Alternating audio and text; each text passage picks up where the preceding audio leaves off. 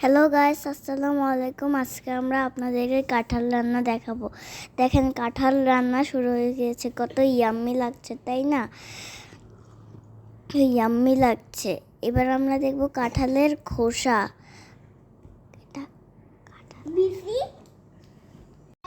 এটা কাঁঠালের কোষ, আর এটা কাঁঠালের বিচি।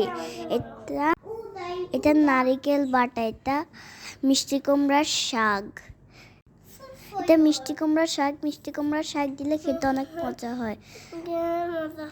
এটা হচ্ছে বুটের ডাল আর মুগ ডাল একসাথে সিদ্ধ করা হচ্ছে। এটা কাঁঠালের মধ্যে দিলে অনেক ইয়াম্মি হয়। এটা কাঁঠালের মধ্যে দিলে অনেক টেস্টি হয়। এটা হচ্ছে চিংড়ি মাছ আর রুই মাছ। এটা কাঁঠালের মধ্যে দিলে অনেক টেস্টি হয়। বুঝছেন দর্শকরা?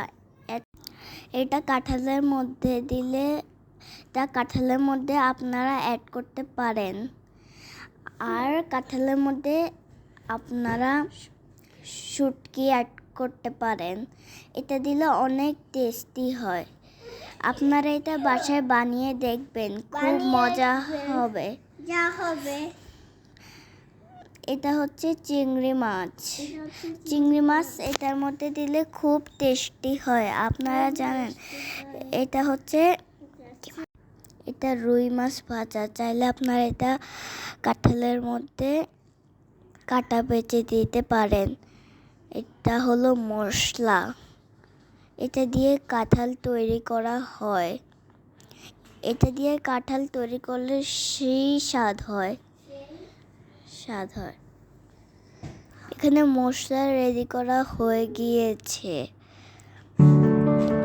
এবার এখানে কাটা বাচ্ছে। কাটা বেচে কাঁঠালের মধ্যে দিলে সেই স্বাদ হয়। এখানে এবার কাঁঠাল রান্না চলতেছে, দেখতে খুব সুস্বাদু লাগছে। আপনারা চাইলে এটা বাসায় বানাতে পারেন আমাদের ভিডিওটা দেখতে দেখতে। এটা আমাদের নোয়াখালীর একটি ঐতিহ্যবাহী খাবার।